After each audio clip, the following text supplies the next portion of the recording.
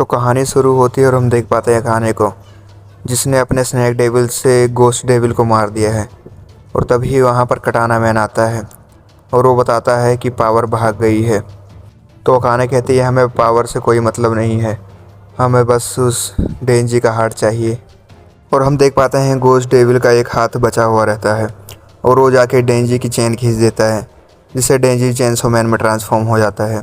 और डेंजी उठता है और कहता है कि मुझे कुछ भी नहीं पता यहाँ पर क्या चल रहा है, लेकिन तुम दोनों ज़रूर बुरे आदमी हो और मुझे बुरे आदमियों से लड़ने में और ज़्यादा मज़ा आता है। और डेंजी कटाना मैन पर हमला कर देता है और ये दोनों लड़ने लगते हैं और दोनों ही काफ़ी ज़्यादा ताकतवर होते हैं, लेकिन अकाने को लगता है कि वो डेंजी कटाना मैन को हरा सकता है और वो अपनी टीम को बुलाने लगती है।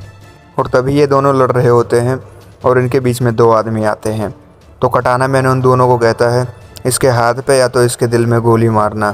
तभी डेंजी उन दोनों पर हमला कर देता है और उनमें से एक बंदे को वो हरा देता है और एक बंदा उसके डेंजी के कंधे पे गोली मार देता है। और डेंजी उन्हीं दोनों में से एक को पकड़ के होस्टेज बना लेता है और कहता है मैं इसको मार दूंगा अगर तुम आगे बढ़े तो। और तभी कटाना मैन कहता है तुम बेवकूफ़ हो और वो बैठ जाता है। और डेंजी को लगता है ये मेरे आगे हार गया है। और तभी कटाना मैन अचानक से गायब हो जाता है और डेंजी के पीछे आ जाता है और डेंजी को समझ में नहीं आता और हमें दिखाया जाता है कि डेंजी और उस बंदे के दोनों के आधे टुकड़े हो गए हैं। और फिर कटाना मैन डेंजी को उठा लेता है और अपनी नॉर्मल फॉर्म में आ जाता है और वो कहता है इसके साथी भी मर गए होंगे क्योंकि वो गन के खिलाफ तो बिल्कुल भी नहीं जीत सकते। और इधर हमें बाकी डिवीज़न 4 के मेंबर्स को दिखाया जाता है जिनको गोलियां मार दी गई थी और सबकी मौत हो गई थी। और तभी हमें दिखाया जाता है कि जिस टीम ने माकीमा को मारा था वो जो वहाँ से निकलने का प्लान कर रही होती है। और तभी अचानक से माकीमा उनके पीछे उठ के खड़ी हो जाती है। यहाँ पे क्योटो स्टेशन पे यूटानो और मिचिको रहते हैं जो कि माकीमा का इंतज़ार कर रहे थे। और तभी यहाँ पर एक आदमी आता है और इन दोनों को बताता है यूनिट 1, 2, 3 और 4 पर हमला हो चुका है। तो ये लोग कहते हैं इसका मतलब हम माकीमा का वेट कर रहे थे और वो मर चुकी है। और तभी यहाँ पर ट्रेन आती है और ट्रेन के अंदर से सारे लोग चिल्लाते हुए बाहर निकलते हैं। और तभी हमें दिखाया था कि माकीमा भी बाहर आती है जिसके कपड़ों पर खून लगा हुआ था और वो इन दोनों से कहते हैं कि हम पर हमला हुआ था और अंदर जा कर के उन बॉडियों को ठिकाने लगा दो। और ये तो ऐसे बात करती है जैसे कि अंदर कुछ हुआ ही ना हो। और फिर ये दोनों माकीमा से पूछते हैं कि ये खून आपका है क्या, तो वो कहती है नहीं।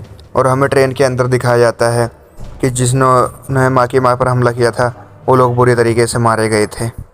और इधर यूटारो और मिचिको माकीमा को बताते हैं कि टोक्यो में क्या चल रहा है और हमें जल्दी जल्दी टोक्यो जाना चाहिए। और माकीमा कहती है नहीं, लगभग वहाँ पर सारे लोग मर ही चुके होंगे और आधा से ज़्यादा लोग तो डेंजी के पीछे पड़े हुए हैं, इसलिए हम लोग यहीं पर रह के कुछ जुगाड़ लगाएंगे। और वो कहती है कि यूटारो तुम 30 क्रिमिनल्स को इकट्ठा करो जिनको उम्र कैद की सज़ा मिले। और वो मिचिको को कहती है कि तुम एक श्राइन लो जिसकी हाइट काफ़ी ज़्यादा ऊंची हो।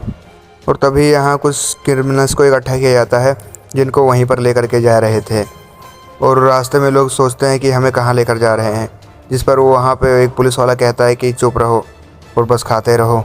और इसी श्राइन में माकीमा नए कपड़े पहन रही होती है और वहाँ पर इचिगो आके बताती है कि बस वो क्रिमिनल्स यहाँ पहुँचते ही होंगे। थोड़ी देर बाद ये क्रिमिनल्स भी यहाँ पर पहुँच जाते हैं और इन्हें श्राइन में लेकर जाया जाता है।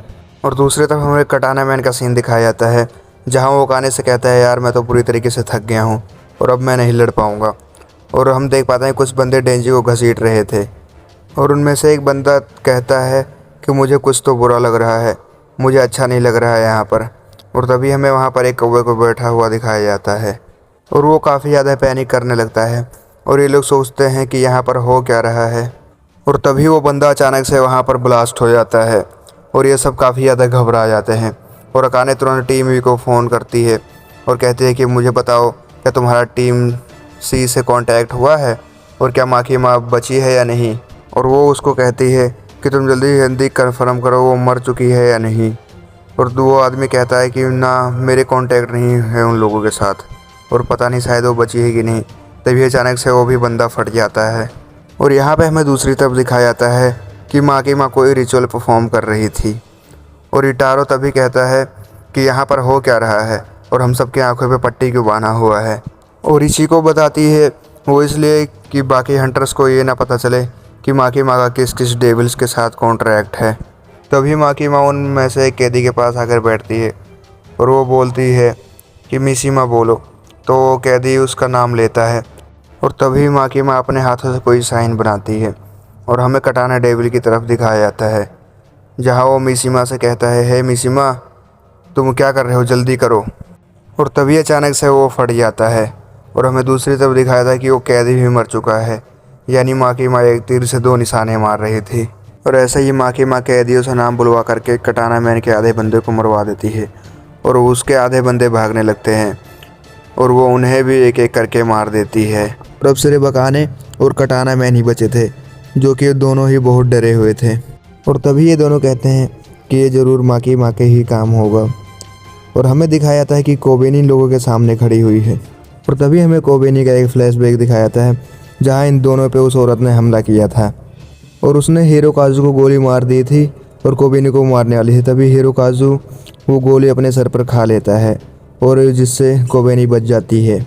और यहाँ प्रेजेंट में हम देख पाते हैं कि कोबेनी एक चाकू लेकर के खड़ी हुई है और अकाने अपना एक नाखून सेक्रीफाइस करके स्नैक डेविल को बुला लेती है और वो कोबेनी पर हमला करने को बोलती है उसको। और हम देख पाते हैं कि कोबेनी स्नैक डेविल के हमलों से आसानी से डोज करके बच रही थी। और तभी कटाना मैन अपनी गन से उसको शूट करने लगता है, लेकिन वो काफ़ी ज़्यादा फास्ट होती है, इसलिए उसकी गोलियों से बच रही होती है। और तभी अचानक से कोबेनी आकर के कटाना मैन के हाथ काट देती है और तभी कोबेनी कटाना मैन के पीछे आकर के गिरती है और वो एक गन उठा लेती है और कटाना मैन पे गोलियों से हमला करने लगती है। और तुरंत अकाने भी एक गन उठा लेती है और कोबेनी पर हमला करने लगती है, लेकिन वो काफ़ी ज़्यादा तेज़ थी, इसलिए उसकी गोलियों से आसानी से बच रही थी। और वो जाकर के डेंजी को उठा लेती है और उसे एक ढाल की तरह यूज़ करने लगती है। और इधर अकाने कटाना को जल्दी से वैन में डालती है और वो भागने की कोशिश करने लगती है और कोबेनी उसकी वैन पर काफ़ी सारी गोलियां शूट करती है, लेकिन वो बच के वहाँ से भाग जाते हैं। और कोबेनी हम देख पाते हैं जिसने डेंजी को पकड़ा हुआ था और वो डेंजी से माफ़ी मांगती है कि माफ़ करना, क्योंकि मैंने पिछली बारी तुम्हें मारने की कोशिश की थी। और हम देख पाते हैं कि कोबेनी उस औरत के हमले से बचने के बाद उसी की गन छीन के उसी की खोपड़ी उड़ा देती है, लेकिन वहाँ पर हिरोकाज़ु मर गया था, इसलिए वो अपने आप को ब्लेम देती है कि ये मेरी वजह से हुआ है और खूब रोने लगती है।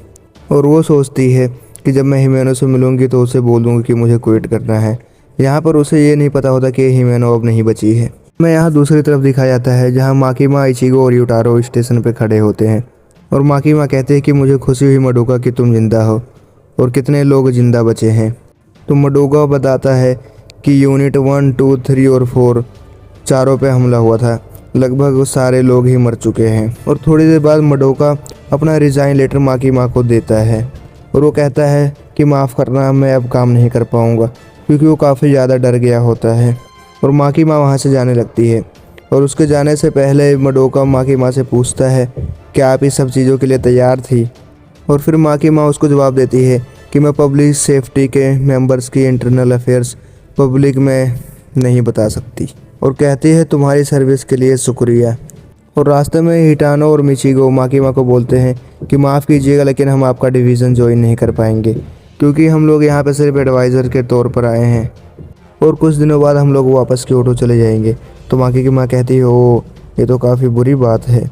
और ये एपिसोड यहीं पर ख़त्म हो जाता है।